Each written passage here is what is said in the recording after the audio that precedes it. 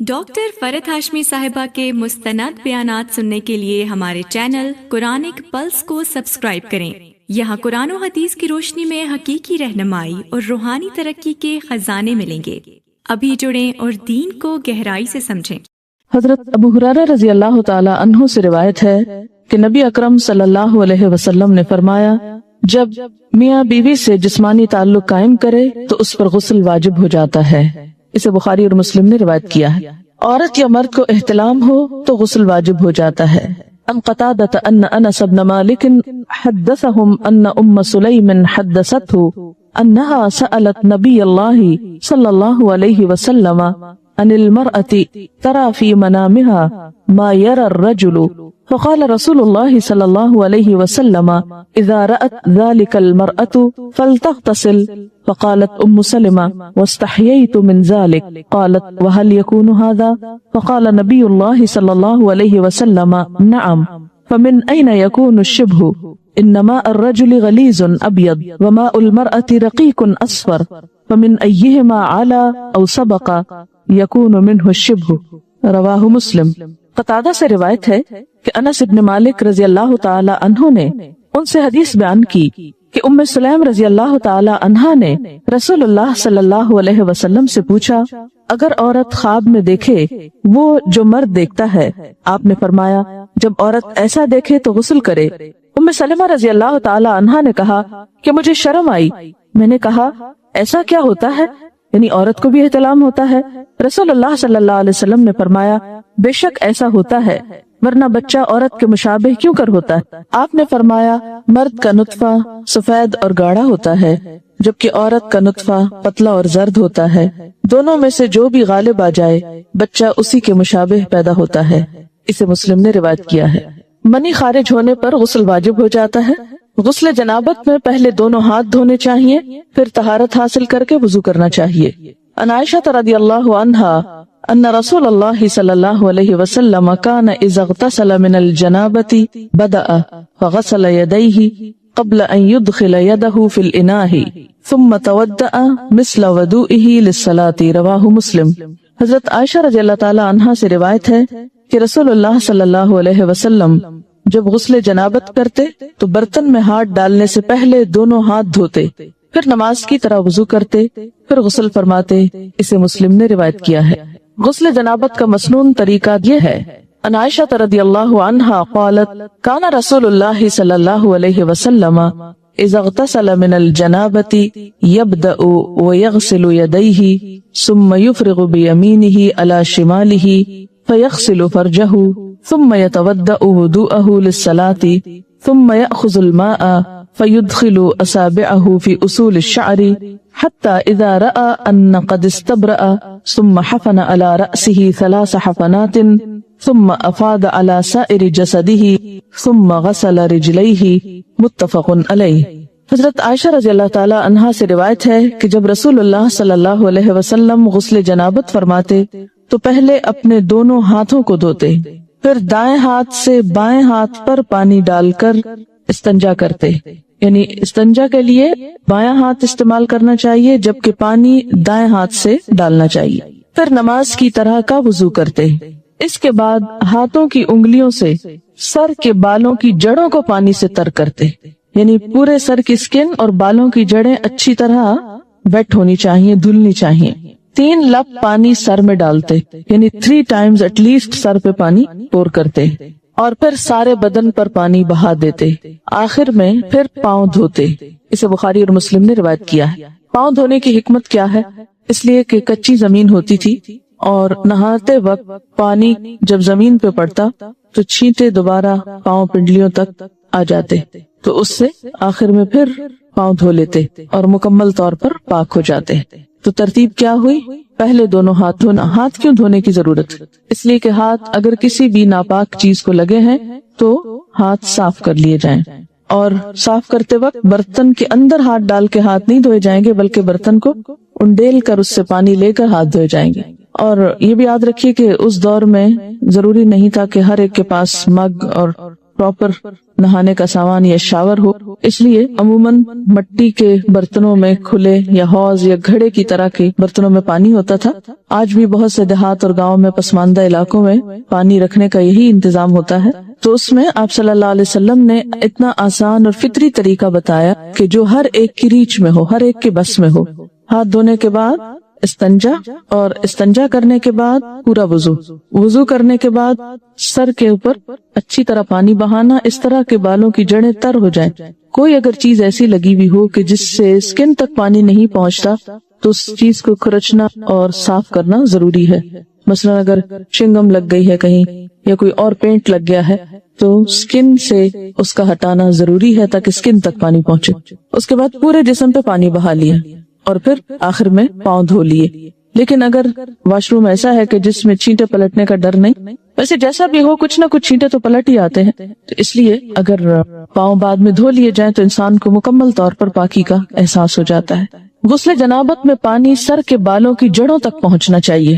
ان ثوبان رضی اللہ عنہ انه مستفت النبی صلی اللہ علیہ وسلم عن ذلك فقال اما الرجل فلينشر رأسه فليغسله حتى يبلغ اصول الشعر واما المرأة فلا عليها ان لا تنقضه لتغرف على رأسها 3 غرفات بكفها رواہ ابو داود۔ حضرت ثوبان رضی اللہ عنہ سے روایت ہے کہ صحابہ کرام نے نبی اکرم صلی اللہ علیہ وسلم سے غسل جنابت کے بارے میں سوال کیا تو آپ نے فرمایا کہ مرد اپنے سر کے بال کھولے اور انہیں دھوئے حتیٰ کہ پانی بالوں کی جڑوں تک پہنچ جائے، اور عورت کے لیے بالوں کو کھولنا ضروری نہیں، یعنی چٹیا وغیرہ ساری کھولنے کی ضرورت نہیں، بلکہ وہ اپنی دونوں ہتھیلیوں سے 3 لپ پانی اپنے سر میں ڈال لے پھر غسل مکمل کر لے۔ اسے ابو داؤد نے روایت کیا ہے۔ اس سے کیا پتہ چلتا ہے کہ سارے بال دھونا ضروری نہیں بلکہ سر کی سکن اور جڑیں بھگونا ضروری ہے، اور اس میں کوئی ایک بال برابر جگہ بھی خشک نہیں رہنی چاہیے۔ جہاں لمبے بالوں کا تعلق ہے یا لمبی چوٹی کا تعلق ہے تو وہ ایک طرف کو کر کے، یا یہ ہے کہ اگر پیچھے ہیں تو سر آگے کو کر کے دونوں ہاتھوں کو ملا کے، اس کو لپ بولتے ہیں نا، دونوں ہاتھوں کو ملا کے پانی اٹھا کے اچھی طرح اس سے سر کو مل لیا جائے۔ نیل پالش یا کوئی دوسری ایسی چیز جو جسم تک پانی نہ پہنچنے دے، اسے دور کیے بغیر غسل مکمل نہیں ہوتا، یعنی پاکی حاصل نہیں ہوتی۔ غسل جنابت کے لیے پانی میسر نہ ہو تو غسل کی نیت سے کیا ہوا تیمم ہی کافی ہے۔ ان عمران ابن حسین رضی اللہ عنہما ان رسول اللہ صلی اللہ علیہ وسلم رأى رجلا معتزلا لم يصلي في القوم فقال يا فلان ما منعك ان تصلي في القوم فقال يا رسول الله صلى الله عليه وسلم اصابتني جنابة ولا ماء قال عليك بالسعيد فانه يكفيك رواه البخاري۔ حضرت عمران بن حسین رضی اللہ عنہ سے روایت ہے کہ رسول اللہ صلی اللہ علیہ وسلم نے ایک آدمی کو دیکھا جو الگ بیٹھا تھا اور لوگوں کے ساتھ نماز نہیں پڑھی تھی۔ آپ نے فرمایا اے فلاں آدمی، تو نے لوگوں کے ساتھ نماز کیوں نہیں پڑھی؟ اس نے عرض کیا میں جنبی ہوں اور پانی بھی میسر نہیں۔ رسول اللہ صلی اللہ علیہ وسلم نے فرمایا پاک مٹی سے تیمم کر لو، وہی غسل جنابت اور وضو کے لیے کافی ہے۔ اسے بخاری اور مسلم نے روایت کیا۔ اسی طرح بسا اوقات پیریڈز میں جب نہانا واجب ہوتا ہے پاک ہونے کے بعد، اور انسان بخار کی شدید کیفیت میں مثلا نہا نہیں سکتا یا کسی اور ایسی تکلیف یا بیماری میں ہے، تو اس میں بھی صرف تیمم کافی ہے، اور وہ تیمم 2 دفعہ کرنے کی ضرورت نہیں، ایک ہی تیمم غسل اور وضو دونوں کے قائم مقام ہو جائے گا۔ حیض ختم ہونے کے بعد غسل کرنا واجب ہے، یعنی اب کون کون سی چیزیں غسل کو واجب کر رہی ہیں ان سب کا یہاں ذکر کیا جا رہا ہے۔ عن عائشہ رضی اللہ عنہا ان فاطمہ بنت ابی حبیش كانت تستحاض فسألت النبي صلى الله عليه وسلم فقال ذلك عرق وليست بالحيضة فإذا أقبلت الحيضة فدع الصلاة وإذا أدبرت فاغتسلي وصلي رواه البخاري۔ حضرت عائشہ رضی اللہ تعالی عنہا سے روایت ہے کہ حضرت فاطمہ بنت ابی حبیش رضی اللہ عنہا کو استحاضہ کی شکایت تھی۔ انہوں نے رسول اللہ صلی اللہ علیہ وسلم سے مسئلہ پوچھا تو آپ نے فرمایا یہ ایک رگ کا خون ہے، حیض کا نہیں۔ جب حیض شروع ہو تو نماز چھوڑ دو، جب ختم ہو جائے تو غسل کر کے نماز شروع کر دو۔ اسے بخاری نے روایت کیا ہے۔ تو استحاضہ کا جو سورس ہے وہ حیض کے سورس سے مختلف ہے، استحاضہ ایسے جیسے جسم کے کسی بھی اور حصے سے خون نکلنا. استحاضہ کی مریض خاتون کو حسب عادت حیض کے ایام شمار کر کے غسل کرنا چاہیے. عن عائشة رضی اللہ عنہا زوج النبی صلی اللہ علیہ وسلم قالت ان ام حبیبة رضی اللہ عنہا بنت جحش التي كانت تحت عبد الرحمن بن عوف رضی اللہ عنہ شکت الى رسول اللہ صلی اللہ علیہ وسلم الدم فقال لها امكثي قدر ما كانت تحبسك حيضتك ثم اغتسلي فكانت تغتسل عند كل صلاة. رواہ مسلم. نبی اکرم صلی اللہ علیہ وسلم کی زوجہ محترمہ حضرت عائشہ رضی اللہ عنہا کہتی ہیں کہ عبد الرحمن بن عوف رضی اللہ عنہ کی بیوی حضرت ام حبیبہ رضی اللہ عنہا رسول اللہ صلی اللہ علیہ وسلم کی خدمت میں حاضر ہوئی اور استحاضہ کی شکایت کی. رسول اللہ صلی اللہ علیہ وسلم نے ارشاد فرمایا حسب عادت ایام حیض میں نماز نہ پڑھو، پھر ایام حیض ختم ہونے پر غسل کر لو. چنانچہ ام حبیبہ رضی اللہ عنہا ہر نماز کے لیے غسل کیا کرتی تھی. اسے مسلم نے روایت کیا ہے. نماز سے مراد دوبارہ حیض سے پاک ہو کر نماز شروع ہونے کا وقت ہوتا تھا اس کے لیے. اس کا یہ مطلب نہیں ہے کہ ہر نماز کے ٹائم پہ غسل کرتی تھی. غسل حیض کا طریقہ یہ ہے.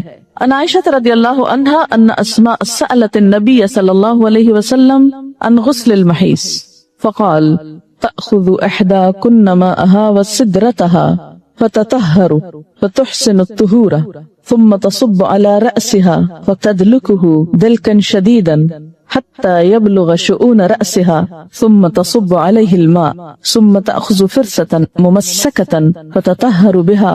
فقالت اسماء وكيف أتطهر؟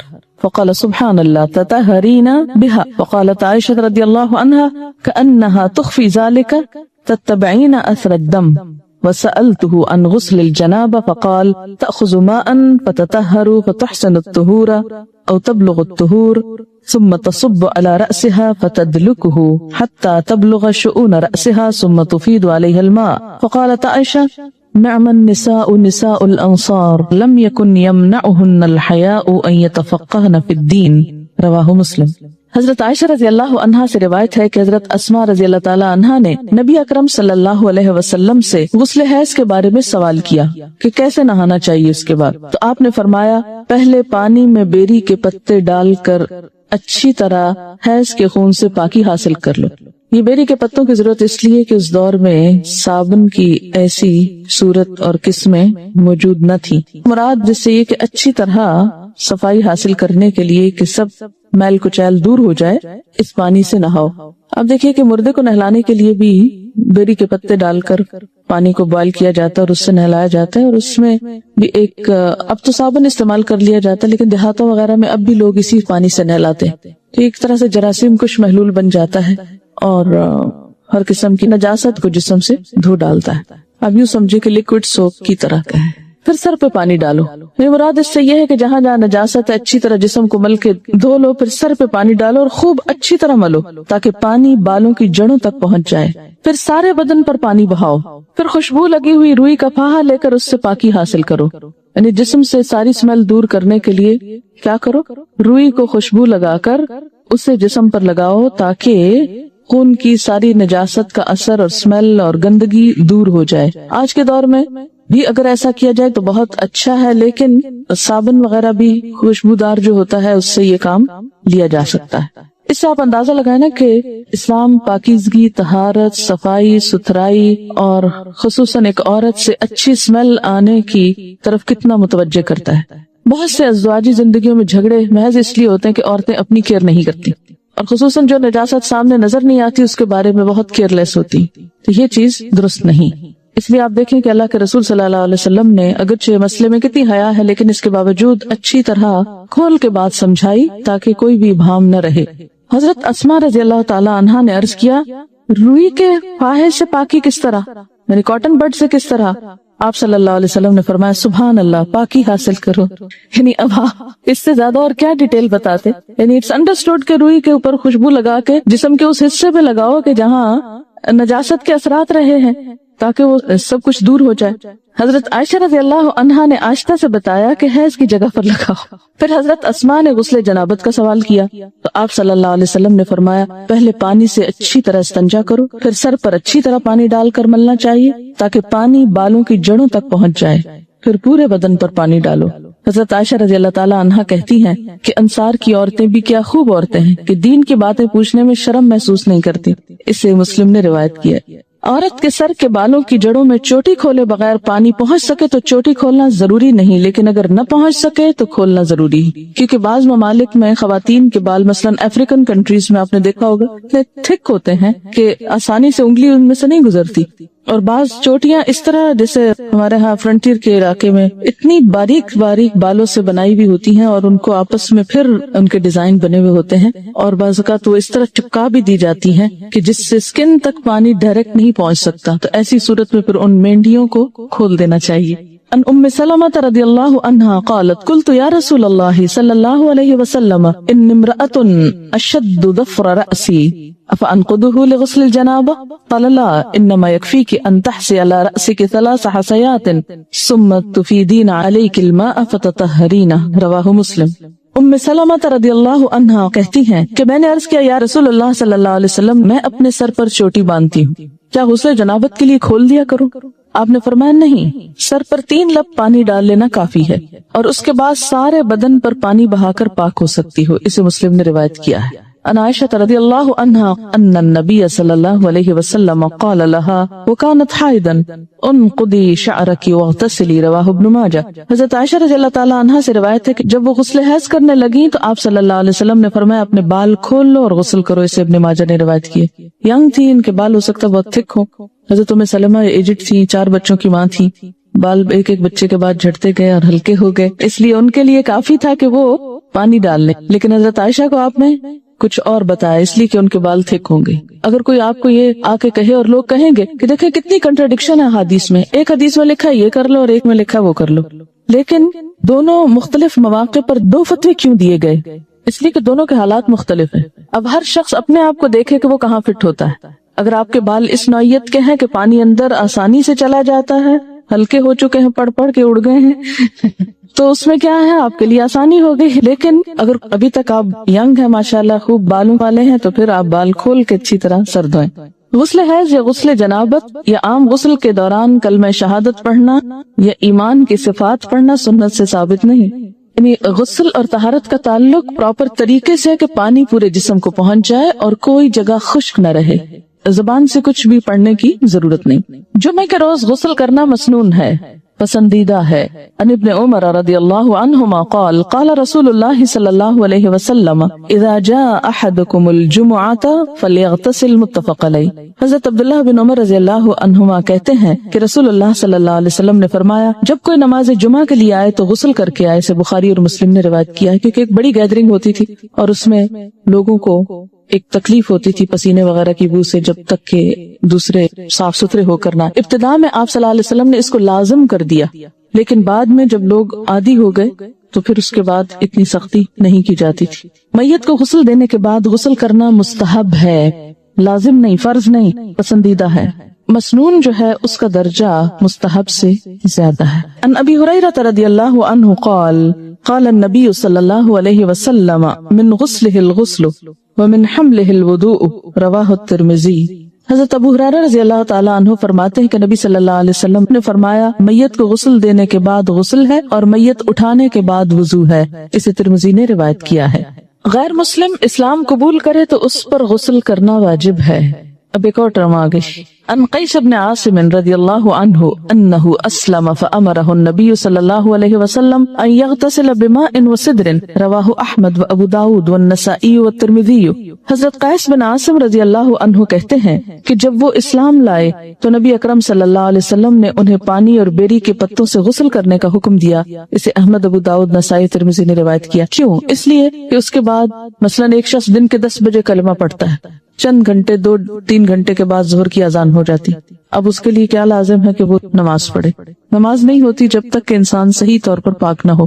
پاک ہونے کے لیے غسل ضروری ہے، اس لیے مسلمان ہونے پر غسل لازم ہے تاکہ عبادات صحیح طور پر ادا ہو سکے۔ غسل کے لیے پردے کا اہتمام کرنا ضروری ہے۔ ان یعلا بن امیہ رضی اللہ عنہ ان رسول اللہ صلی اللہ علیہ وسلم رأى رجلا يغتسل بالبراز فصعد المنبر فحمد الله واثنى عليه وقال ان الله عز وجل حليم حي सित्तीरुन युहिब्बुल हया वस्सित्र व इज़ा इग़्तसल अहदुकुम फल्यस्ततिर। रवाहु अबू दाऊद व नसाई। हज़रत याला बिन उमय्या रज़ियल्लाहु अन्हु से रिवायत है कि रसूलुल्लाह सल्लल्लाहु अलैहि वसल्लम ने एक शख्स को खुले मैदान में बरहना नहाते देखा तो आप सल्लल्लाहु अलैहि वसल्लम मिंबर पर तशरीफ लाए, अल्लाह की हम्दो सना की और फरमाया, अल्लाह अज़्ज़ा व जल बड़ा हौसले वाला और शर्म वाला है, हिजाब और हया को पसंद फरमाता है, लिहाजा जो कोई गुस्ल करना चाहे पर्दा करके गुस्ल करे। इसे अबू दाऊद और नसाई ने रिवायत किया। इसीलिए इज्तिमाई हम्माम जिसमें बहुत सारे लोग मिलजुल कर नहाए या स्विमिंग करें या फिर किसी भी सी साइड पर बिकनीज पहनकर उछल कूद करें तो ये दुरुस्त नहीं। औरत के लिए किसी दूसरी औरत को और मर्द के लिए किसी दूसरे मर्द को गुस्ल करते हुए देखना मना है। अबी सईद अल खुदरी रदियल्लाहु अन्हु क़ाल इन्न रसूलल्लाह सल्लल्लाहु अलैहि वसल्लम क़ाल ला तंजुरुल मरअतु इला औरतिल मरअति व ला यंजुरुर रजुलु इला औरतिर रजुलि। रवाहु इब्न माजा। हज़रत अबू सईद खुदरी रज़ियल्लाहु अन्हु कहते हैं कि रसूल अकरम सल्लल्लाहु अलैहि वसल्लम ने फरमाया, कोई औरत किसी दूसरी औरत का सतर न देखे, कोई मर्द किसी दूसरे मर्द का सतर न देखे। इसे इब्न माजा ने रिवायत किया है। गुस्ल या वुज़ू करते हुए पानी के इस्तेमाल में एहतियात करनी चाहिए। अन अनस रदियल्लाहु अन्हु क़ाल कान रसूलुल्लाह सल्लल्लाहु अलैहि वसल्लम यतवद्दउ बिल मुद्दि व यग़तसिलु बिस्सा'i इला खम्सति अमदादिन मुत्तफ़क़ुन अलैहि। हज़रत अनस रज़ियल्लाहु अन्हु फरमाते हैं कि रसूलुल्लाह सल्लल्लाहु अलैहि वसल्लम वुज़ू के लिए एक मद पानी निस्फ लीटर से कुछ ज्यादा, हाफ लीटर से थोड़ा सा ज्यादा, और गुस्ल के लिए एक सा पानी तकरीबन 1 लीटर से 5 मद पानी तकरीबन 3 लीटर तक इस्तेमाल करते थे। इसे बुखारी और मुस्लिम ने रिवायत किया है। जी हाँ, हम तो बाल्टियां और टब बहा देते हैं, टैंक खाली कर देते हैं, टैंकर्स मंगवाते हैं। देखिए आप सल्लल्लाहु अलैहि वसल्लम से एक शख्स ने यही बात कही तो आपने फरमाया, खा तुम दरिया के किनारे हो फिर भी जरूरत का इस्तेमाल करो। आज आप देखें कि किस कदर ये प्रॉब्लम्स हो रहे हैं वसाइल रिसोर्सेज के मिसयूज करने की वजह से, जितनी पोल्यूशन हो रही है और जितना नुकसान हो रहा है, इसमें जरूर कोई हिकमत है। चलिए हम अगर इतना नहीं तो एटलीस्ट कुछ तो बचत कर सकते हैं, कोशिश करने पर हो भी सकता है। ऐसा है कि हमारे यहाँ आदत क्या है कि आप टूथपेस्ट लगाओ, ब्रश को आहिस्ता आहिस्ता टैप खोल दो, वो खुली रहे, आप ब्रश करते रहे, शीशा देखते रहे, इधर उधर देखते रहो, खुली है। तसल्ली क्या है कि अब जब एकदम जरूरत पड़ेगी तो खोलनी नहीं पड़ेगी। अच्छा, इसी तरह अगर आपने चूल्हा जला दिया एक दफा तो खुला रहे, गैस जलती रहे, दोबारा फिर एक तीली जाया होगी। या ये कि अब कौन माचिस खोले और उसमें से लाइटर ऑन करे, प्रेस करे और उसमें उठाए और लगाए, तो बेहतर खुला रहे। जितनी देर 2, 4, 5 घंटे किचन में काम हो रहा है, बस जल रही है गैस, तो ये सब चीजें इसराफ में आ जाती हैं। ऐसा करना जो है वो दूसरे इंसानों के हक को मारना है। फिर इसी तरह बाथरूम में कोई नहीं, बस बिजली जलती रहे, इसलिए कि फिर कभी जाना पड़ा तो फिर कौन बटन ऑन करेगा। तो इससे आप देखें कि बेवजह एक तो बिल पे करते हैं आप, दूसरी बात यह है कि रिसोर्सेज जाया होते हैं। हमारे मुल्क में पहले ही बिजली की कमी है, बहुत से गाँव देहात वगैरह को बिजली क्यों नहीं मिल रही, इसलिए कि बिजली है नहीं। इसी तरह बाज़ औक़ात लोड शेडिंग हो जाती, क्यों करनी पड़ती है लोड शेडिंग, इसलिए कि हम एहतियात से इस्तेमाल नहीं करते। तो हर चीज अपनी जरूरत और हद के अंदर हो तो वही बेहतर है। यानी बुखल और कंजूसी के लिए भी नहीं कहा गया कि अब अगर जरूरत है तो आप लाइट नहीं जलाएं कि बिजली का बिल देना पड़ेगा, या ये है कि ये जाया हो रही है। नहीं, जरूरत अगर थोड़ी रोशनी की थोड़ी ज्यादा तो ज्यादा, उससे ज्यादा की जरूरत है उससे ज्यादा, लेकिन जरूरत हो, मगर बिला जरूरत बेवजह सिर्फ शान शौकत की नुमाइश के लिए और दिखावे के लिए वसाइल को जाया करना, ये इस्लामी तरीका नहीं है। मसनून तरीके से गुस्ल करने के बाद वुजू की जरूरत बाकी नहीं रहती। अन आयशा रदियल्लाहु अन्हा क़ालत कान रसूलुल्लाह सल्लल्लाहु अलैहि वसल्लम ला यतवद्दउ बअदल गुस्ल। रवाहु अबू दाऊद व तिर्मिज़ी व इब्न माजा व नसाई वल हाकिम। हज़रत आयशा रज़ियल्लाहु अन्हा फरमाती हैं कि रसूलुल्लाह सल्लल्लाहु अलैहि वसल्लम गुस्ल के बाद वुजू नहीं किया करते थे, क्योंकि गुस्ल शुरू होने से पहले सब कुछ इस्तंजा भी कर लेते, वुजू भी कर लेते और फिर सिर्फ पानी बहाते थे। इसे अबू दाऊद, तिर्मिज़ी, इब्न माजा, नसाई और हाकिम ने रिवायत किया। इससे क्या पता चलता है कि इंसान उसके बाद अगर नमाज पढ़ना चाहे तो नमाज भी पढ़ सकता है। हमारे यहाँ तो ये तसव्वुर है कि सर से दुपट्टा उतरा तो वुजू टूट जाएगा, या ये है कि अगर कपड़े चेंज किए तो वुजू टूट जाएगा। तो कपड़े चेंज करने से और सर के दुपट्टा उतरने से वुजू नहीं जाता, और उसके लिए यही दलील है। जी, पसंदीदा यही है कि हर काम में दायां तरफ इस्तेमाल किया जाए। इसी तरह नहाते वक्त अगर जैसे बाजू पे साबुन लगा रहे हैं तो पहले राइट साइड पे लगाइए, हाँ, फिर दूसरी तरफ आ जाए। लेकिन ये भी हो सकता है ना कि पहले अगर हाफ ऊपर वाले को अगर आप पहले दाएं और फिर बाएं पे कर लिया, फिर दाएं टांग और बाएं उस पे कर लिया, या सारा ऊपर से नीचे तक राइट पहले कर लें फिर पूरा लेफ्ट कर लें, तो जैसे भी आसानी हो। جی ہاں، پانی کا بھی حساب ہوتا ہے. ان کا سوال یہ ہے کہ شاور کے نیچے کھڑے ہو کر عموماً نہایا جاتا ہے تو کیا نہا سکتے ہیں؟ نہا سکتے ہیں، ایسی کوئی پابندی نہیں کہ آپ بیٹھ کر ہی نہائیں. اور خاص طور پر جب آپ جسم پہ پانی بہائیں گے تو بیٹھ کر پانی کیسے بہے گا؟ وہ تو پوری طرح آپ پاک نہیں ہو سکتے، منع نہیں کیا گیا. ایک بات یاد رکھیے، اس میں بڑی آسانی رہے گی آپ سب کو کہ ناپاکی دو طرح کی ہوتی ہے، جنابت، اور اسی میں جنابت کی دو بڑی وجوہات ہیں، انٹرکورس اور احتلام. یہ جنابت میں آ جاتی ہیں دونوں چیزیں، ٹھیک ہے، یہ غسل کو واجب کرتی ہیں. اور دوسری بڑی ناپاکی کیا ہے؟ حیض. ان دونوں کے بعد، یعنی جنابت اور حیض دونوں کے بعد نہانا فرض ہے، لازم ہے، الا یہ کہ کوئی بیمار ہو. اس صورت میں کیا ہے؟ تیمم ہے. واضح؟ جمعے کے دن نہانا مسنون ہے، مسلمان ہونے کے بعد نہانا واجب ہے، مردے کو غسل دینے کے بعد نہانا مستحب ہے.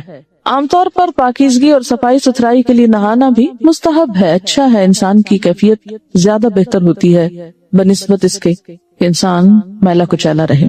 اتنی بات سمجھ میں آ گئی؟ اب جو فرض غسل ہے، کون کون سا؟ جنابت اور حیض دونوں کا فرض غسل. اس میں آپ دیکھیے کہ پھر دو تین چیزیں لازم ہیں. ایک یہ ہے کہ وضو کی طرح کا وضو ہو. وضو سے مراد کیا ہے؟ کلی اور ناک میں پانی ڈالنا، باقی تو سارا آپ دھو ہی لیتے ہیں. اگر آپ وضو نہیں کریں گے، کلی اور ناک میں پانی نہیں ڈالیں گے تو آپ کا پاک ہونے کا غسل نہیں ہوگا. اور دوسری بڑی شرط کیا ہے؟ سارے جسم پہ پانی بہانا، کہ ایک بال جتنی جگہ بھی خشک نہ رہے.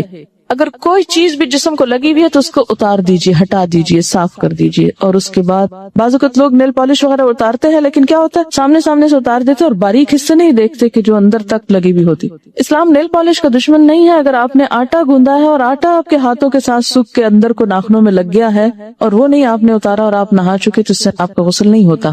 ٹھیک ہے، کلی اور ناک میں پانی ڈالنا، استنجا کرنا کہ ہر طرح کی نجاست اتر جائے، اور پورے جسم پہ پانی بہانا اس طرح کہ کوئی بال بھی خشک نہ رہے. یہ فرض غسل کے لیے. باقی مسنون غسل میں کیا ہے؟ اسی طرح ہی ہے طریقہ، لیکن بعض اوقات کیا ہوتا ہے کہ اگر کوئی کمی بیشی رہ گئی تو حرج کوئی نہیں، کوئی گناہ کی بات نہیں. مستحب غسل میں بھی. اور عام روزمرہ میں اگر آپ سر نہیں دھو رہے، صرف نیچے کا دھڑ جو ہے اس کو دھو رہے ہیں تو بھی کافی ہے. ضروری نہیں کہ ہر دفعہ نہانے میں سر ضرور دھویا جائے. بعض لوگ نہیں دھو سکتے، بعض اوقات پانی کی کمی ہوتی ہے یا کسی اور مسئلے میں انسان سر کو بار بار گیلا نہیں کر سکتا، تو اتنا بھی کافی. جی ہاں، وہ پیر دھونا فرض نہیں ہے. اگر خاص طور پر نجاست لگی ہے تو دھو دے. اور اگر آپ سمجھے کہ سب ٹھیک ہے، چپل پہنا ہوا اور کوئی چینٹے ایسے نہیں پڑے، تو اوپر سے جو پانی آ رہا ہے اور وہ پاؤں تک بہ گیا، پاؤں ساتھ ہی دھل گئے اور پاؤں میں چپل ہے، تو کوئی حرج نہیں ہے اگر الگ سے نہ بھی دھوئے جائے. اگر جنابت، احتلام، حیض و نفاس، ان تمام طریقوں سے پاکی حاصل کرنے کے لیے ایک ہی طرح کا غسل کیا جائے گا، تینوں کا طریقہ الگ الگ ہے، ایک ہی طرح کا غسل. ناپاک کپڑے کو پاک کرنے کا مکمل طریقہ کیا ہے؟ طریقہ یہ ہے کہ پہلے ناپاکی کو تلاش کریں کہ ہے کہاں، اس کا نشان، داغ، کچھ بھی جب نظر آ جائے تو اس حصے کو الگ کر لیں باقی کپڑے سے. مثلا اگر اس پہ کچھ لگا ہوا ہے کہیں تو میں پہلے دیکھوں گی کہ کہاں ہے. اچھا یہ مل گئے، چلیے اب اس کو الگ پکڑ لیجیے باقی حصے سے. ٹھیک ہے، پھر اس کو آپ ٹیپ کے نیچے کیا کریں، اس حصے کو آپ اچھی طرح مل لیں، رگڑ لیں اس کو. پہلے اس حصے کو کیا کریں، اچھی طرح دھوئیں، صابن لگائیں. پھر اس کے بعد کیا ہے کہ اس کی طرح سے پیچھے والے حصے، کیونکہ پانی وہ اس کا پھیل کے پیچھے تک آ جاتا ہے، لیکن یہاں سے پکا پکڑے کہ پورے اس پہ نہ چلا جائے. پھر اس کے بعد ایک دفعہ پانی صاف ڈالیں اور اس کو اچھی طرح نچوڑ لیں. پھر اس کے بعد پھر نچوڑیں، پھر تیسری دفعہ اور ذرا سا دیکھ لیں کہ پانی کیسا نکل رہا ہے، میلا یہ صاف، بالکل کافی. کیا احتلام، مزی، لیکوریا، حیض، ان تمام کے داغ والے کپڑوں کو ایک ہی طریقے سے پاک کیا جائے گا یا الگ الگ طریقہ ہے؟ اس میں کوئی اور نجاست جس کا آپ نے نام نہ لکھا ہو، مثلا خون ہے یا یورین ہے یا کچھ اور، ان سب کو بھی اسی طرح پاک کیا جائے. کیا لیکوریا کے نشان والے کپڑے ناپاک کپڑوں میں شمار ہوں گے؟ جی ہاں، اس لیے کہ یہ ڈسچارج بھی نجس ہے. میت اٹھانے کے بعد وضو ہے، کیا اس سے مراد میت کو کندھا دینا ہے؟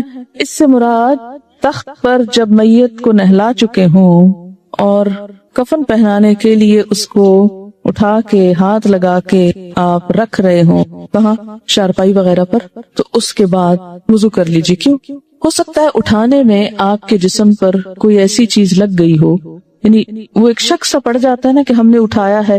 اور اٹھانے سے مراد یہ نہیں کہ صرف آپ اس کے بال پکڑیں گے یا پاؤں پکڑیں گے. میت کو جب اٹھایا جاتا ہے تو اس میں اس کی بیک کے نیچے، اس کی ٹانگوں کے نیچے، پاؤں کی طرف سے یوں ہاتھ، جیسے بچے کو نہیں اٹھاتے اس طرح کر کے ہاتھ نیچے سے ہاتھ دے کے رکھتے، ورنہ تو اس کی کمر ٹوٹ جائے. کیونکہ وہ تو سارا بوجھ ڈالے ہوئے ہوتا ہے. ٹھیک ہے, تو جس طرح ایک چھوٹے بچے کو آپ صرف گردن سے پکڑ کے نہیں اٹھاتے یا گردن اور پاؤں سے پکڑ کے نہیں اٹھاتے, بلکہ کیا کرتے, نیچے سے ہاتھ دیتے. اب آپ دیکھیے کہ جب مردے کو نہلاتے ہیں نا, تو بسا اوقات مردے کے اندر سے مسلسل ڈسچارج ہوتا رہتا ہے, اور وہ ڈسچارج ناپاک ہوتا ہے, پیلا پانی عموماً نکلتا رہتا ہے. بعض اوقات یہ ہوتا ہے کہ موت کی جو شدت ہوتی ہے, سختی ہوتی ہے, اس سے یورین پاس ہو جاتا ہے یا کوئی اور نجاست جسم سے نکل آتی ہے, کیونکہ انسان ایک کشمکش کی حالت میں ہوتا ہے, شدید تکلیف کی حالت میں ہوتا ہے. تو جب جان نکلتی ہے تو وہ ایک خوف, آپ دیکھیں نا کہ جب خصوصاً اگر مردے کے پاس ایسے فرشتے آئے ہوں کہ جو